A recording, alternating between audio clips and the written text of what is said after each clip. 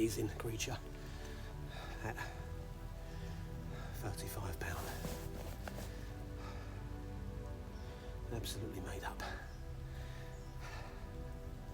And I'm getting back. Just had a 35.3 common. And they're all commons in here. I think there are a few mirrors, but mainly commons again. But they're sort of big and long and powerful, and yeah, really over the moon, to be fair, because it's only my second session down here, and I'm into them already, so really pleased. Just a couple of M40s would be nice. So this is the rig I'm using at the moment. As it goes into winter, it starts to get colder. I tend to switch over to finer braids, braided hook links, and quite short, 7 or 8 inches. I've got a beak point hook on there, nice and sharp, and I'm fishing that critically balanced. So I've got hardened sail hook bait, bottom bait there with one of the new buoyant toppers or buoyant pop-ups. I've cut that in a bit of sort of like a bit of a quarter, so it settles nicely. And then behind that I've got a sinker with a bit of putty around it, just so that kind of drops beyond this side of the fish's mouth and pulls the hook home basically even more. Another little sinker on there, and then just fishing an inline lead system so that I'm directly in contact with them. And I've got the fluorocast main line all the way up with a few little blobs of putty on there just to keep it all pinned down. So pretty basic really, but yeah, basic works on the day.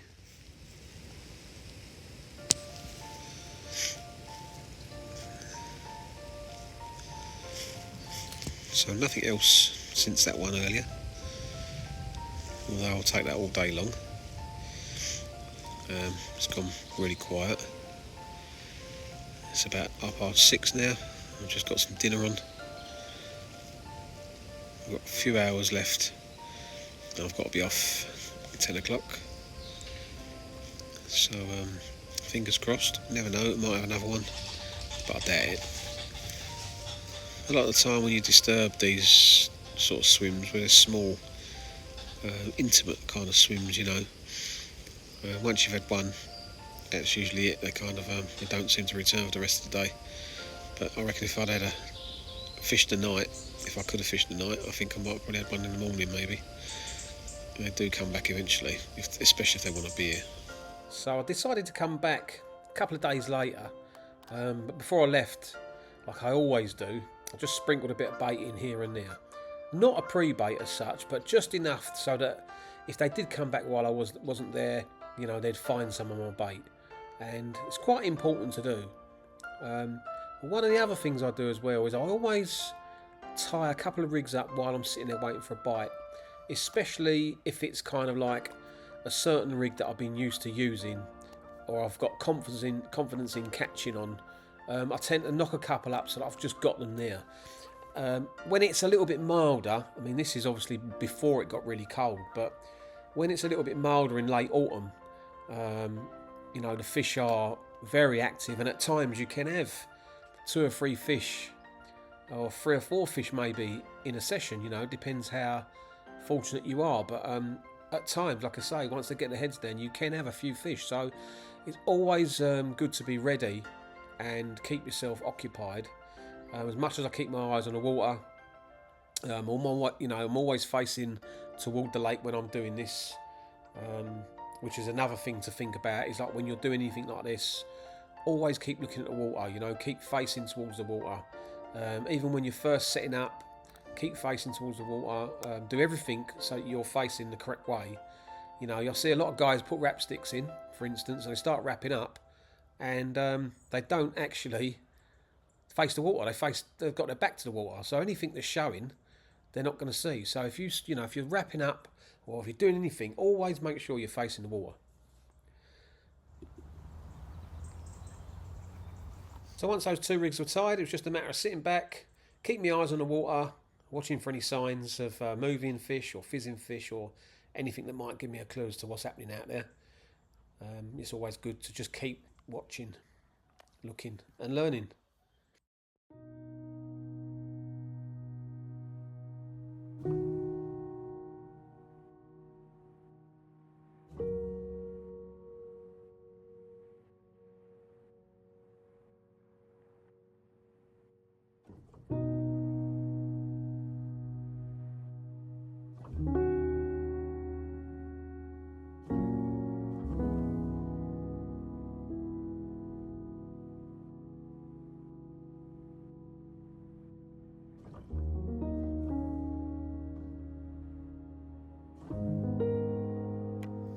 whenever I'm sitting there watching as well, I'm always looking and thinking like, where's my next move? You know, if I've not had activity from a swim that I did have activity in, where's my next move? Where am I going to go to? And like I said so many times, I always keep a lot of stuff on the barrel so I can just like up and go. Sometimes even not without seeing a fish. I've not seen anything, but sometimes you just sit there thinking you just know you're in the wrong swim. So before I knew it, I'd literally just had a cup of tea, put the cup of tea down, right rod went off, and before I knew it, I had this lovely chunk of an orange, sort of dark common, soaking in the net, waiting for his photo to be taken, and I was really pleased.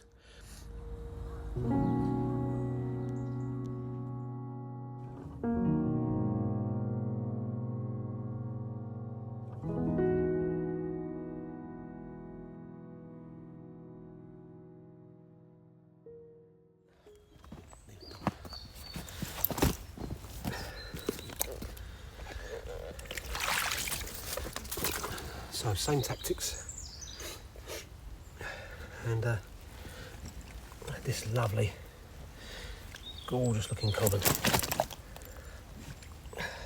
34 pound. Look at that.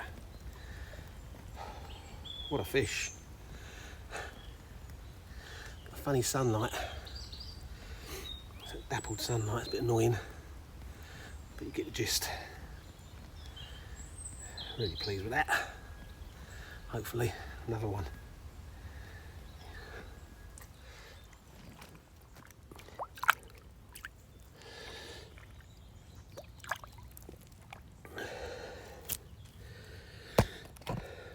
And it's like I've said so many times before, don't just put them straight back. Let them rest in the sling for a little bit. Let them sort of like gather their strength back again, and then slowly let them go.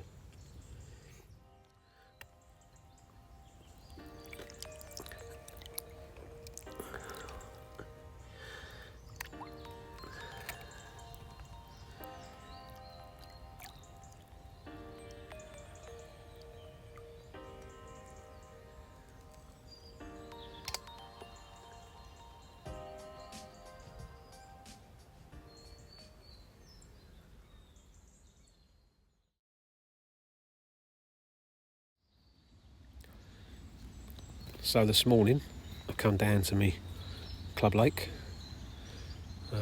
in amongst work.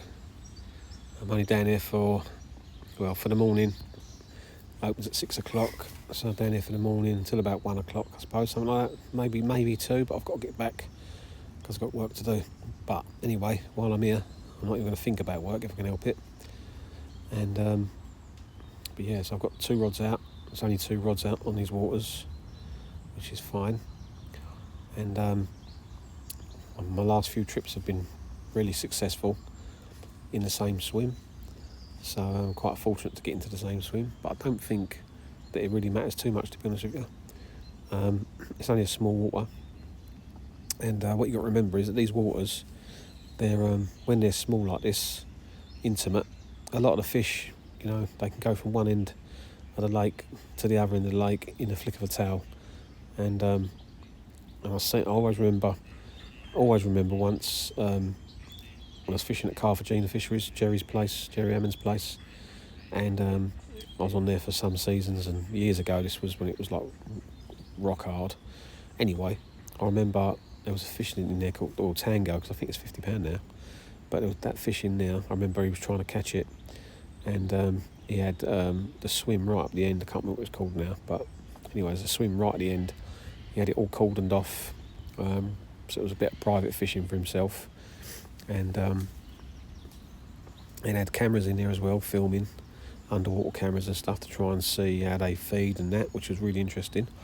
And you see it come in the swim, pick a couple of baits up and then leave, and then literally about an hour later, I'll never forget, the guy right at the other end of the lake in the last swim, I can't remember what that was called now either, I think it's the balls or something like that, by the willow tree. He caught it about an hour later.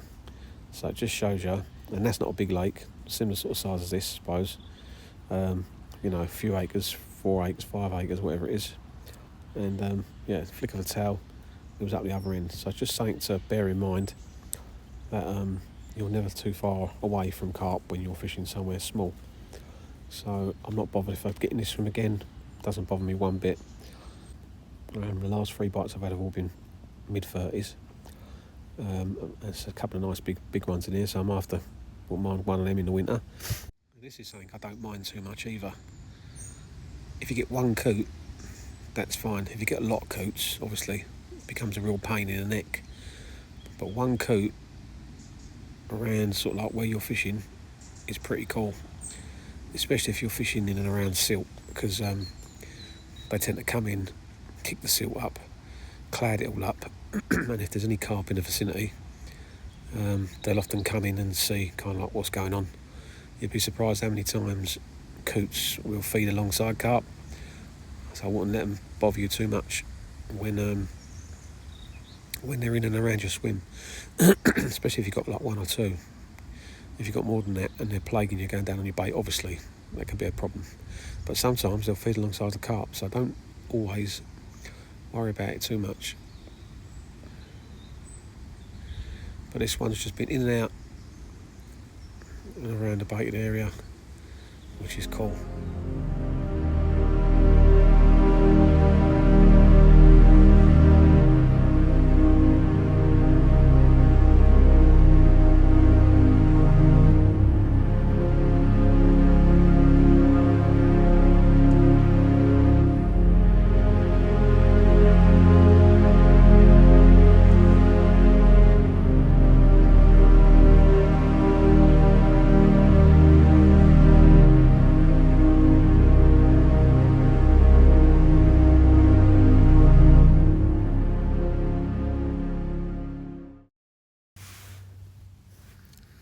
So one of the rigs that I've been using is this with a Silk Flex braid, which is really supple, really heavy, sinks really well, very thin, especially as it gets to winter, starts to get cold, and this is less obtrusive than standard hook links. So what you do is start off by tying a fairly large loop, not too big, but a little bit bigger than normal. Get your bait needle, pull the loop through.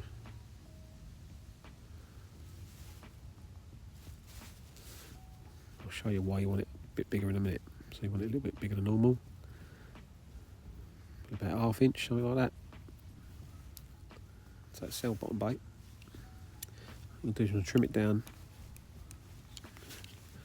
with a nice sharp blade so that you get a nice flat edge.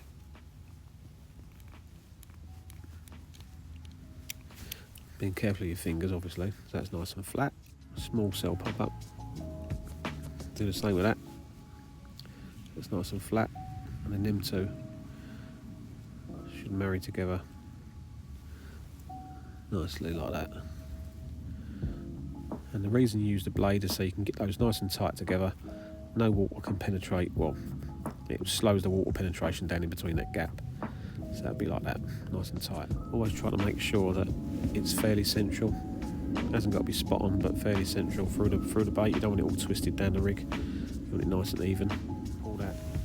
Pull that loop into the bait. You want the knot to stop around about there from into the bait, so that they are locked together. And the reason for that is when they suck that up, you don't want them two baits splitting apart. You want them staying together as one bait, because as soon as that splits apart on the rig, it can mess up the whole pickup, and you've sat there for ages waiting for a pickup. Pull the loop through the hook baits until the loop's just proud. Don't pull it right through. Then make sure you've got enough gap there to pull the needle out without catching it. And you want to pull it down now until the knot is inside that bait. So now it's locked in. It's really hard to pull that apart. I don't want to pull it apart. It's really hard to pull it apart. So now it's one solid bait. So when they suck that up, it'll go in their mouth. So it's one solid bait. Take a little bit of silicone tubing, 1.5mm one. Snip off about 4mm and carefully slide it onto a gate latch needle without splitting it. You don't want any splits in it. You want it nice and tidy, nice and neat. And all we do pass it onto the braid itself and push the tubing up over the braid, slide it right down towards the hook bait. Then carefully put the point through the tubing, and always do it so that the hook point is facing the bait. Yeah, don't do it that way because it'll end up the wrong way on the hook link. Always facing that way and it will curve around. So that goes round, and you kind of want it so the braid exits more or less opposite the microbarb. So that's opposite it, like that. Pull the hair down. So you want around about 10mm gap in between the two, between the hook and the hook bait. And then tie your knotless knot as normal. So I go down the shank 8 times.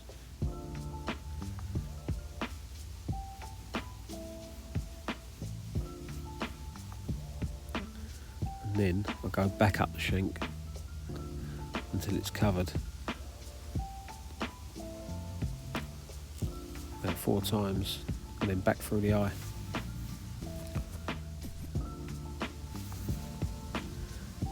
And in that way, when you actually hook a carp and it pulls against the hook itself, the actual knot is less prone to slippage. That's why you always go back over it. And then we're going to put a bit of tubing on, shrink it down, job done. So that's more or less the finished rig. You can see you've got a nice bit kicker on there. Really aggressive. So when they suck that in, they blow it out, it's much more prone to catch their lip. And then what I do is from there is I stick on a large sinker onto there,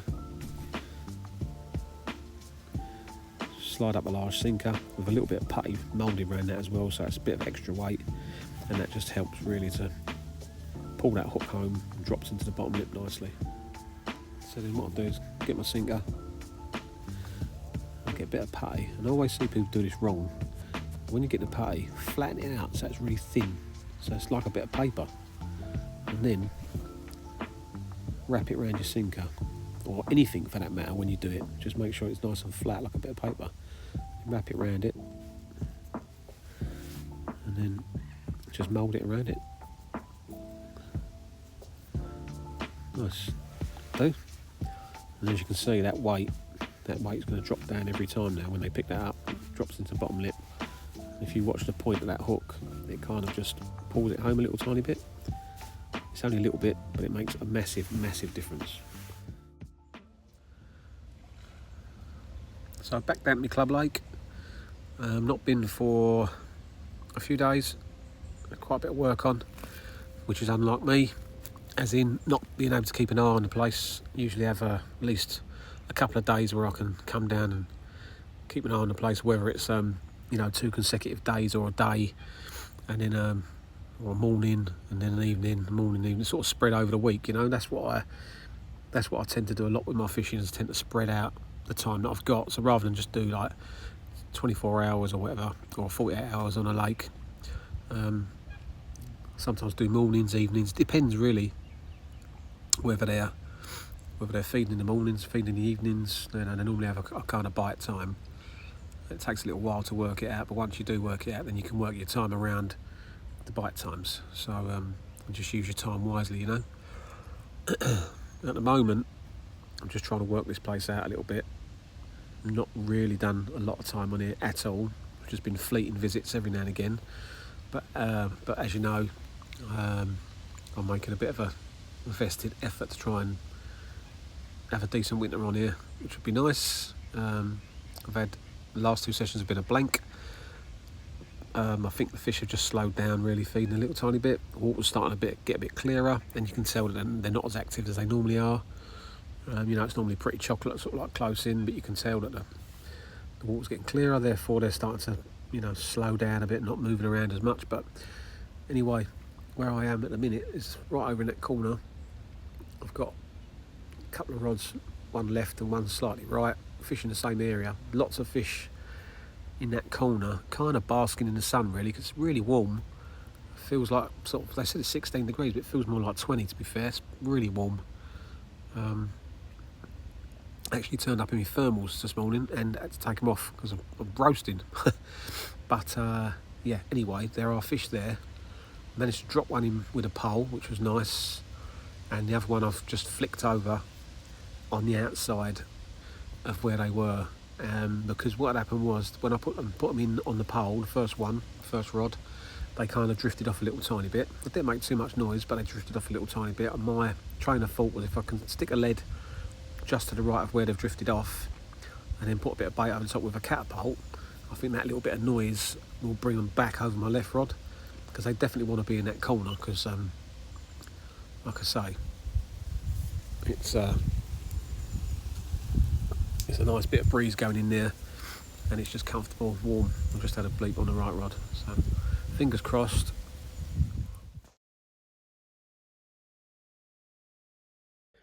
So in the few weeks that I was away, autumn seemed to descend rapidly, and when I got back the whole place was literally covered in leaves, like everywhere, which made fishing quite difficult.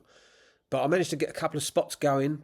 As I say, I kept the bait going in, and not crazy, but just trickled it in, and all the sort of like, you know, the areas that I was fishing should I say, remained relatively clear.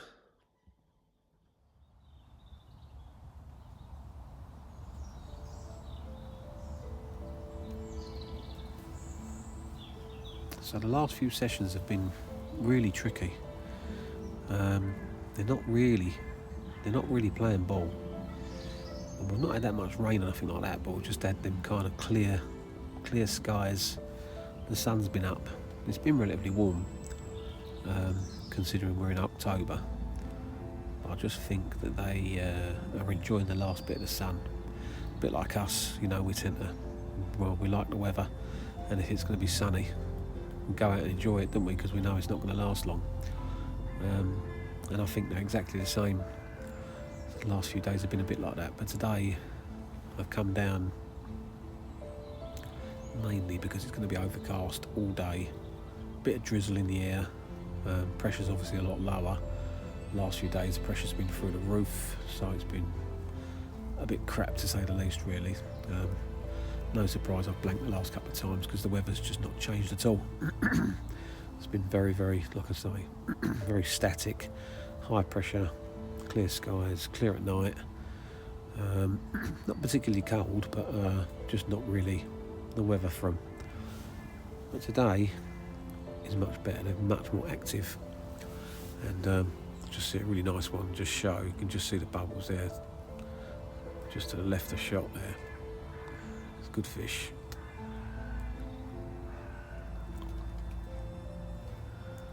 So have any luck? Well, and a bit of skill. Might actually get a bite today. But I'm not going to chase them around.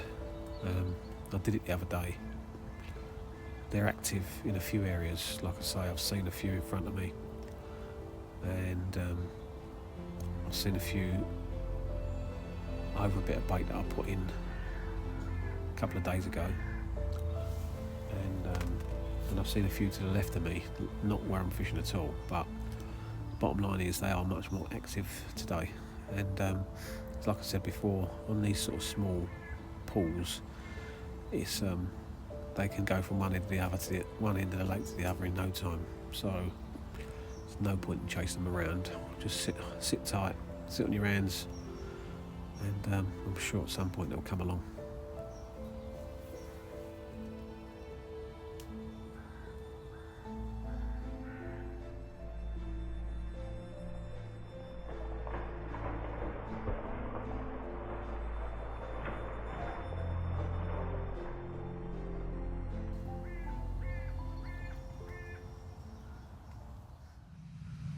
So this is something that I'll do from time to time, especially when there's absolutely nothing wrong with the rig other than the shrink tube. Once I've had 2 or 3 fish on the same rig, sometimes I'll just change the shrink tube, and you do look at that and think to yourself, well, how do I change the shrink tube, because I can't get it over the actual hook, or I can't get it past the sinker there.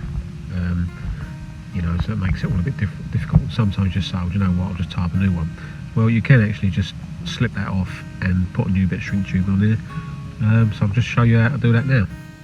So all you do is just slowly, surely start to peel that off. They do come off, but you have to have a bit of a grip with your fingers.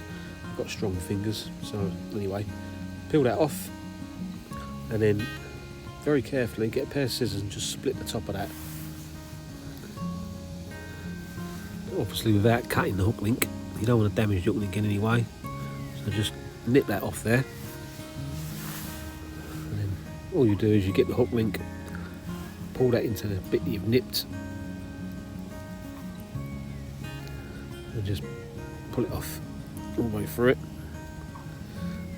Comes off fairly easy, like that. So then that's off. Cut yourself a new bit of shrink tube, like so. It won't go over the sinker because obviously it's too big. But all you do is just pass your hair through the tubing, like so. So it's like that. And then get the point and push that through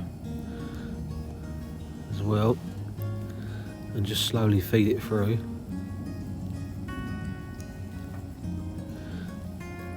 So you see the point,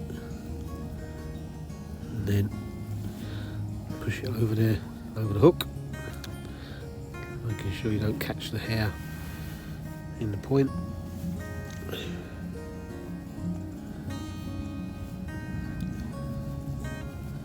And then all we do is just gently tease that back over the knot. Take your time, no rush.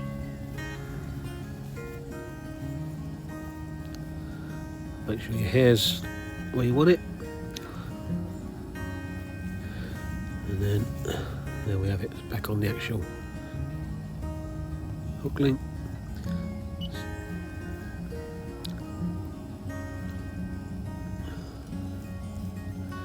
Slide it over the knot and then shrink that down, and then there you have a lovely fresh rig again.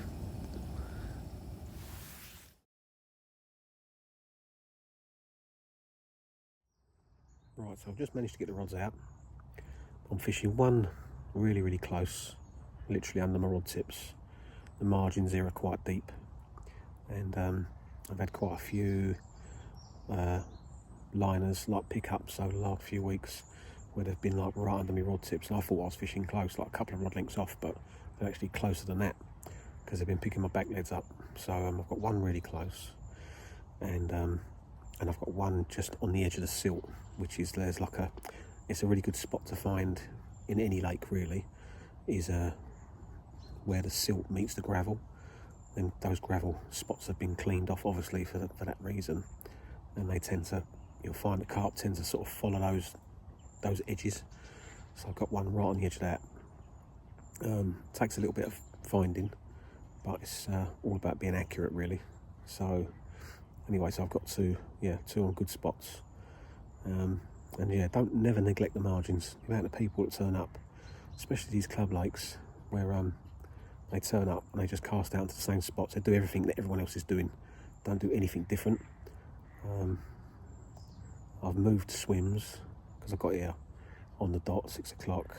Rods are out, well I had one rod out by 6:30. Rigs were ready, everything was ready to literally just spoon them out, drop them down and hope for that morning bite. But then two guys set up just to the right of me, in the swims to the right of me, and then two guys set up opposite me. So I don't know what's going on, but suddenly it was like lines everywhere. I don't like that, so I like to try and fish where there's not so many lines about, because obviously once the area gets a bit pressured in the next hour or so, a couple of hours, especially with them casting out and such, you'll find that a lot of carp in a lot of places tend to push out. So hopefully I can nab one later on this morning, but we'll see. But just a couple of things I wanted to point out. One, obviously, if you're fishing a venue where you get a lot of leaf fall, and you're thinking about presenting the bait. What I tend to do is I try and keep those areas clear that I'm fishing, because obviously I've started off before the leaf fall, so I try and keep the same spots clear with bait, basically.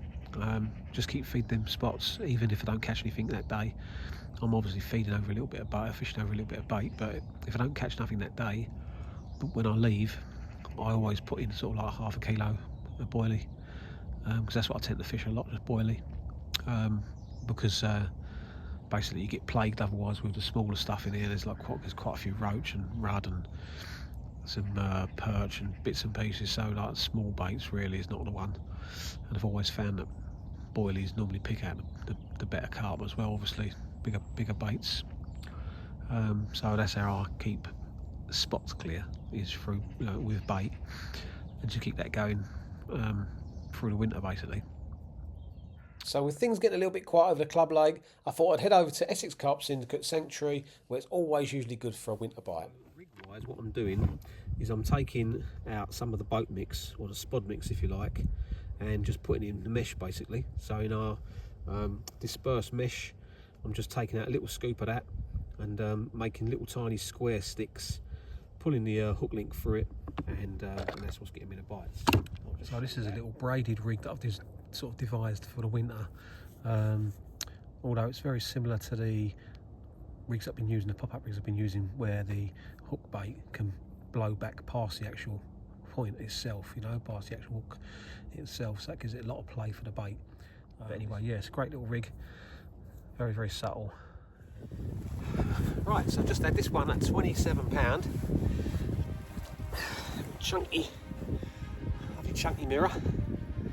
So, second bite of the session, and really pleased with that. So, got the sticks, using the sticks, little tiny bags, and I find if you ever fish venues where they like bags, or you do really well with bags, try meshes, like little mesh bags instead. Yeah. Having a right old day of it. This one comes in at 26.12. Proper fat dumpy thing. Look at that. And he's really angry, like really angry. I'm not surprised. Water's starting to get a little bit cold now. I think they're on their last feed up for autumn. And as we go into the winter, they start to get their heads down more and more. And I don't believe all this about they don't like a lot of bait, this, that and the other. I think round about now, they like a good feed up. Venue dependent obviously, so caution, go on caution with that. Side on the air of caution with that. So, but yeah, really pleased with this. Lovely jubbly. So, a couple of weeks later, decided to get back down the sanctuary, seeing as it was fishing quite well, and had a good session with my mate John, where we had about 13, 14 fish between us, including some nice mirrors. So, this is probably fish number 5 or 6, I think I've lost count. But I lost a few right at the beginning, fishing little tiny bags, little tiny sticks, should I say. I think they was getting in the way of the hook hold, so I've brought those down to size a little bit, and the hook holes have been bang on again. Just had this one, 29.9 I believe, so just under £30, and we're going into winter, autumn, but going into winter, so really, really pleased with this. Lovely fish from Sanctuary. So after a decent start to the autumn, I could not wait to get my teeth back into the club lake, as it felt like I'd been away from there for weeks. Anyway, as always, thanks for watching, but stay tuned for the second part, which is going to be dropping very, very shortly.